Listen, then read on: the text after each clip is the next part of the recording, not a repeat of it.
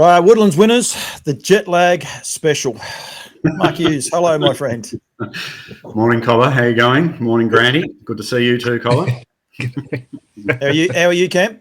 Yep, good. Thank you. Good to see you, boys. I know you've been away for a couple of weeks. That's nice to be back.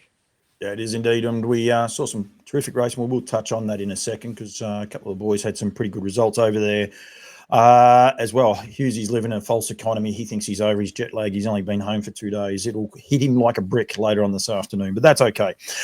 Boys, exciting time. I did have the beanie on there before. Severe frost here in central Victoria, but the days are really starting to turn. Spring weather is here, and I think, Mark, you were just saying then that the stallions are, getting ready, getting themselves all geared up.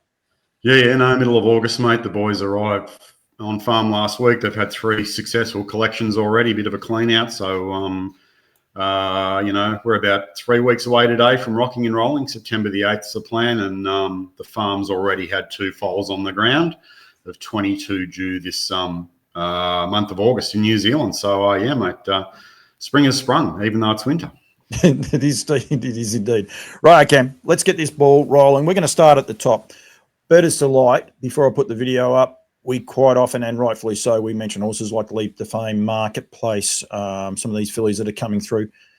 What an old marvel and an absolute legend this horse is. Max Delight, there he is, third over, about to tip and run, and just unbelievable effort this.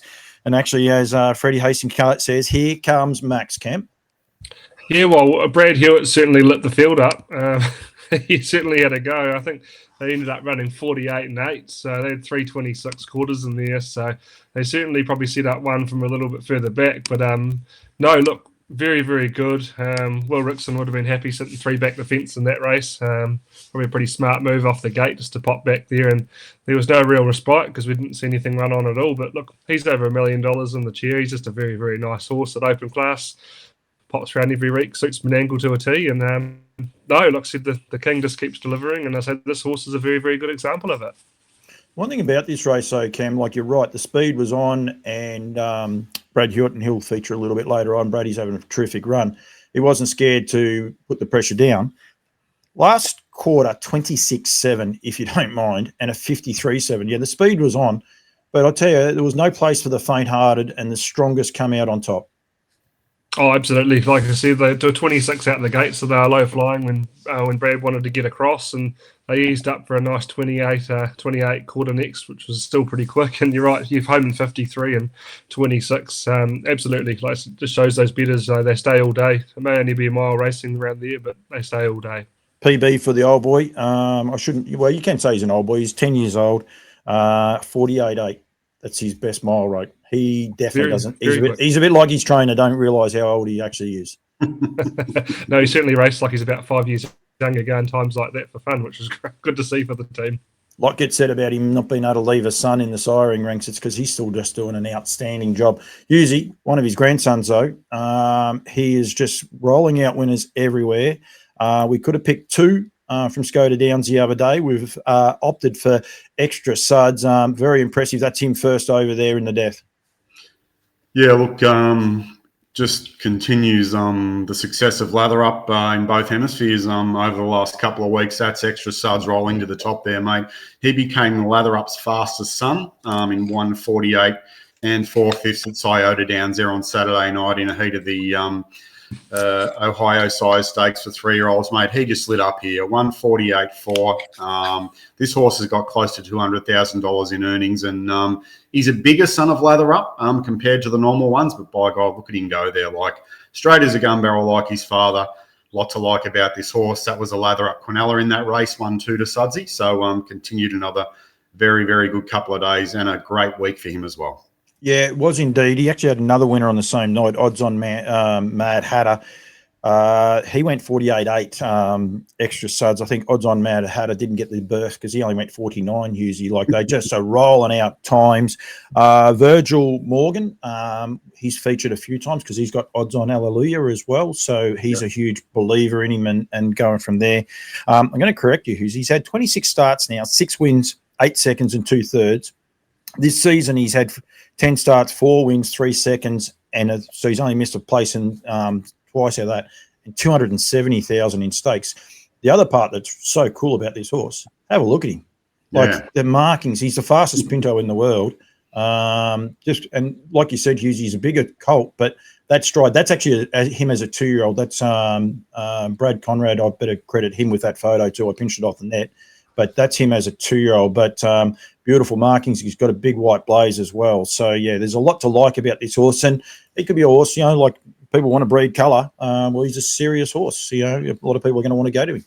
Yeah, no, a little bit of colour, a little bit of bling, which is certainly appealing to a lot of people. And, another 2-year-old winner for Lather Up in Tasmania last night, qualified a horse in 55, a 2-year-old at Menangle the other day, won by 10 metres. So, boy's getting it done, just building his own little brand in both hemispheres. And our other little horse, El Maestro, ran second in the Perth Classic the other night to an American Ideal. And I think they went a low 50 there as well, around the half-mile track of Gloucester Park. So we could have featured on him for a long time. Don't discount him, that's for sure. Cameron, you can play at home. Here's a horse that's going enormous the whole team's going enormous over there, and well done to the Telford Stonewall team. But Bar Louis made it 4 from 4, winning on the weekend. Yeah, the Stonewall team, like I said, they're just continuing that kind of 6th or 8th month run they've certainly had with winners after winner after winner. I think they had another 5 or 6 this week, which was great. Look, he did a bit of work here. He was kind of 3 deep that first trip, the first way around, and then kind of let up. So probably entitled to get rolled. And no, he didn't. Look, he stuck on. Certainly moved up the grades now. He was off 20 metres. So, look, he's a good beginner. He does everything right, and he's kind of progressing through the grades quite nicely. So, look, he's just a really nice son of Sweet Lou. And, it's certainly just doing a really good job for Team Stonewall. And I'm sure he's got plenty on the radar for the kind of back half of the season over here. Yep, $28,000 purchase as a weanling sale from the NZB sales, and up to $88,000 here, but he's not finished, that's for sure. He'll be aimed at quite a few of those better types of races. Usually we'll go back to Skoda Downs on the same night, and it was a magic night as well for Seaside, down by the seaside. But Harrisburg Heast now makes it 8 from 11, and that's him in the outside the leader now. He's a big raw horse, this horse. He's got a lot of upside, hasn't he? Yeah, look, probably just typical of the Seasides. They get better and better, mate. He's a bit of a beast, 3 out of 3 this season. Member of the all-powering Ron Burke stablemate, and he just rolls away from these horses, rolls away from them. And big, strong, good-gated animal. Look at him go there, mate. That was a trifecta to Seaside in that $100,000 division of the Ohio Sires Stake at Scioto Downs on Saturday night. I think it formed part of 4 winners as well. For Down by the Seaside, 4th on the 2-year-old list up there this year, in the middle of August, and 3rd on the 3-year-old. Certainly doing a very, very good job, and some very, very good winners here down under in the last week.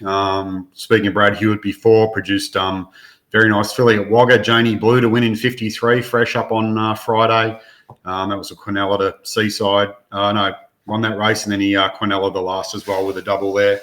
So, winners left, right and centre for him everywhere, and the leading sire of 2-year-old winners down under in 2025 is Down by the Seaside. Pretty important thing too with Harrisburg Heast, he's actually a gelding, which means we won't see him, in the stallion ranks, people will be saying, we'll wait to see, but you won't be seeing him in that, but he'll continue racing and continue flying the flag for not only Ronnie Burke, but also Down by the Seaside. So he's going to be an exciting horse for people to lock on and keep an eye on over there with those American results. Yeah, it might be a little bit similar to By the Missile, who made a lot of money and is a gelding. So, and just looking at a couple of Seasides, better sons up there now, like Sipping on a Sea Rock's made $750,000. He's halfway through his 3-year-old year, and Swingtown was very strong from a bad barrier in the Max Hemp there at Pocono on Saturday afternoon, won by American Ideal's son. He's made $600,000 himself. So a lot of Seasides horses building a very big profile and banking a lot of money. Yeah, he's out of a Western Ideal mare, so people will be able to get it there. Usually we've got our different gravy this week. We'll go back to Sweet Lou, but I want to give a big rap to Dennis Howe, great friends of mine, supporters of mine, and this was the best looking colt at the Nutrient Sales 2 years ago. But Hollywood Strip, what a run this horse is, and he's a lovely horse, 2 from 2 now, mate. Yeah, 2 from 2. He's a big, strong son of Sweet Lou, was a very impressively presented type by Dennis and his family at the sale last year, mate. And the last furlong there as well for him. Like that other horse literally got not far from Brad, and he just clicked him into gear and he rolled away. They went 151 there. That's 2-year-olds in the middle of winter on a Saturday night in Australia punching around in 51. So Sweet Lou got a very, very, very couple of good 2-year-olds in Australia, Lacasso and now this horse, and that was a bettor's delight filling the Quinella there as well. So different gravy, this horse. He may well have the New South Wales Breeders' Challenge at his mercy, this horse. Yeah, and he ducked in halfway up that home straight, and that's a sign of greenness. It's also a sign of how much upside there is to him, because he picked up and ran on again. Like, he's super impressive. And you saw him, Husey, last year. Cam, you didn't get to see him, but he's a big colt. He had 3-year-old written all over him. What he's doing now is just got to be a bonus for everyone involved. Mick Boots, great supporter of our industry, so hopefully for him they can roll on and have a lot of fun. Yeah, hopefully so. And Dennis and his family booked another 5 mares back into Sweet Lou this season. So, and to Dennis's credit, they've been on loose since the get-go. So, well, and everybody involved. I was going to say, follow Mataranka Park. They put a video up before we went to Islands at the start of August, and there was one horse pacing along in that. That was a Sweet Lou, but there was actually, I think, 2 other Sweet Lou's in amongst that draft. Like, they've got a huge draft of Lou's. They love him. Yeah, absolutely. While we're talking on Lou's, Husey, Cam, you can just sit there and behave yourself. We saw Aerodrome while we're over there took out the 2-year-old division for the fillies of the Vincent Delaney Memorial. Beautiful filly here. You can see by that stride, she just floats over the ground. It was super impressive, but also Sweet Par. And I think this is the one thing people need to be aware of. Like, these 2-year-olds over there, they're running serious time. They are serious horses, and both have got a big future. They're winning everywhere, Sweet Lou's. Yeah, look, goes to show the quality of Lou's depth, world class. These 2 horses were super impressive on the Friday and Saturday of when we were at Tier Prince weekend before last, and good gated, strong animals. And Lou, I think from memory, won 6 of the 19 races programmed over the 2 days. These horses would be competitive anywhere in the world. Australia, New Zealand, the USA, Canada, mate. So the breed over there has grown exponentially in the last 5 years since they've had access to Lou, Mickey, and a number of other stallions. So Lou getting it done everywhere. A couple of the Americans were looking at horses to buy back to America. Out of a few of those, I think there was one 3-year-old filly that was high on the radar on the Saturday, got found out badly on the Sunday. The Sweet Lou's weren't found out. They were the ones that people were gravitating to and wanting to take them back there. So it is serious racing. It is actually very good. And we must say too, go to Oakwood Stud. Derek Delaney's selling a couple of Sweet Lou's in the upcoming on-gate sale as well. I'll do something with Derek going forward so people are aware of those, but he has a beautiful Sweet Lou in amongst that draft of horses as well, which you didn't get to see, Husey, unfortunately, but yeah, lovely draft of horses. Yeah, super draft of horses, and just have a look at the success of the Oakwood stock that's piling around in North America now. That's racing very competitively, and Derek and his breeders had a lot of success there in the last 18 months. Yeah, the North American Cup, he had a runner in that. Someone keeps pointing out to me the horse they bought over a few years ago for the Inter Dominion, and sort of think that it's it's like that. No, they are breeding serious horses. They know exactly what they're doing with their breed, and I think at one stage he had the fastest horse over there that started this year. He's got horses going around in big races. They're doing a really good job. So yeah, it is a good trip. We might discuss that one other day, Husey, maybe on a different one of these platforms. But yeah, they are great supporters as well of down by the seaside, Sweet Lou and co with the team at Diamond Creek. Yeah, certainly are, and as I say, like they're and also probably goes back to the fact that not necessarily Lou's involved. They've got access to very good brood mares as well, but it's a very similar country to New Zealand, the way these horses are raised, mate. So raising horses in those rollicking hills of Ireland and whatever's in the ground certainly helps as well. Yeah, they drink a lot of beer. Anyway, that's okay. Cameron, the American roster is out. We want to make sure that people are aware of it with bettors, Seaside, Lather Up, Speeding Spur and Sweet Lou. All available fresh semen, but you also have American Ideal there, which is something the Australians don't get. And I can't remember exactly how many winners he had just recently this week. It was about 6 or 7 feature race winners. Huge opportunity for the Kiwis over there, Cam. Yeah, like I said, we're very fortunate. I think finally a couple of those guys are really thinking down those lines that American Ideal can kind of leave you that nice horse, even though he's gone. So there's a few people kind of booking into him, which is nice. And he never serves many. And there's a little bit of frozen left, so he'll be there for the next few years at this rate anyhow. And like I said, the rest of the boys are all there on farm now, which is really good. We're looking forward to the season kicking off. And bookings are starting to flow in nicely, which is good. So the phone's busy. That's what we need, because I think numbers were down. Numbers are down at this year's NZB sale. I think they've closed. The nutrient sale entries are just open now, so make sure you get your entries in for that going there. And Husey, similar roster, with the exception of American Ideal. Unfortunately for Australian breeders, he's no longer available. But I think it's crazy for the Kiwis not to breed to American Ideal, because the Aussies love them, that's for sure. Yeah, look, if I was a Kiwi breeder, I'd take advantage of that frozen semen. We all know that, he Quinella the Group 2 Classic at WA on Friday night, American Ideal, left the $300,000 winner at Pocono on the weekend in the Max Hemp. He's fairly relentless as always. 2, 3, 4-year-olds. If you've got that opportunity to breed to, one of the great stands of all time, I'd certainly be taking advantage of it. Absolutely. Boys, if they want to get in touch, go to woodlandstud.co.nz. Get in touch with you, boys. I think I got one of those tiles. It doesn't matter. I'll put it up at the end. Don't have one of those tiles. Must get that. That'd be actually really handy to throw up from time to time, but that's all right. But it will be up at the end of this video as well. But, just get in touch with you guys. And filling fast. Husey, where are we at with Sweet Lou's fully booked?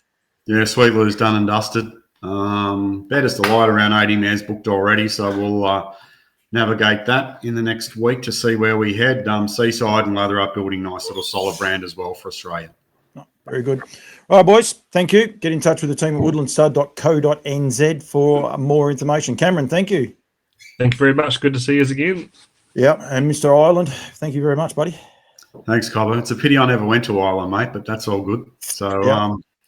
Maybe you can call me Mr. Scotland, mate. So yeah. Next Edinburgh next year. If anyone wants to go on the tour, I thoroughly recommend it. I think the Charles has regretted not staying on the tour a little bit longer, because they flipped and flopped a bit, came in and out, and I think once you stay on it, it's pretty cool. So put it on the bucket list, that's for sure.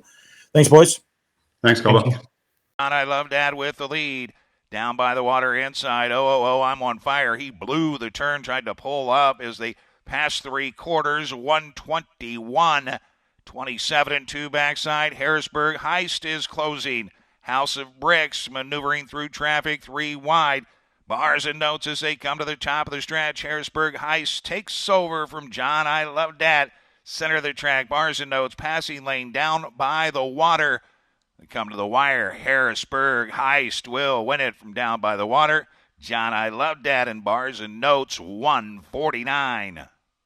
As the leader really quickens, Captain's Knock, and it's travelling all right too. On a loose rein at the moment is Arden's Ace, and here comes Max. He comes to the outside of Arden's Ace, spots the leader 10 metres. They flatten in 26.8. They were low flying. The leader as they straighten up Captain's Knock. Here comes Max Delight on the outside, slowly but surely wearing it down. Max Delight levels up. Captain's Knock not done with, trying to raise another effort in a soul-stirring struggle, but Max Delight hits the lead. Oh, Max Delight, tough as teak. Max Delight grafts out the win to beat Captain's Knock. Arden's Ace did get third, hung tough. And then came See Art, You Betcha Tiger Pie, Nyack, Pete Said So, Chevron Art, and tailing out was Model Barno, 26.7 home in 53.5, 148. We'll just wait for this fraction. Once the winning number goes into the frame, we'll get it, but it's a sub 149 at this stage. The clock sits at 148. And the fraction is about to go onto the board. Max Delight, what a horse, 3 pegs. There was a little concern he might have got buried on the inside, but he was able to get out at the right time, and he's clocked 148.8. Up to the 400 metres mark. Bar Louis in front, waiting for the Bluff Proteins passing lane. Tabasco up on the outside. McAndrew Aviator about to hook out 3 wide. Franco Sinatra, then Got You Covered. Woodbine Rocks. Next one, Mickey's Courage, then Shepherd's Delight. Da Vinci to the outsider. Bar Louis in front. Tabasco gets the runner. McAndrew Aviator out by the Franco Sinatra. Bar Louis still in front, trying hard. Tabasco. It's Bar Louis from Tabasco. Franco Sinatra the outsider. Bar Louis clinging on. Bar Louis will complete 4 in a row, wins the cup. Bar Louis has won from Franco. High Cruiser is there to the inside. Odds on Odin moving up on the outside. Then twice as much. The half was 54 and 2. 27 and 4 second panel. Racing in 7th. Fabio Hanover. Then South Sea and the trailer Something to Crow About to 3/4. And Extra Suds takes over from SS Druidstone. Odds on Odin is their third. 121 and 4, 27 and 2 backside. Woodrow Blue Chip is fourth. Inside, Fly High Cruiser looking for more. Outside twice as much as they come to the top of the stretch. Extra Suds is opened up and he is gone. Extra Suds will win it at 1-9. Extra Suds from Woodrow Blue Chip. SS Druidstone, Fly High Cruiser. And odds on Odin. 148 and 4 for Extra Suds. That equals the track record.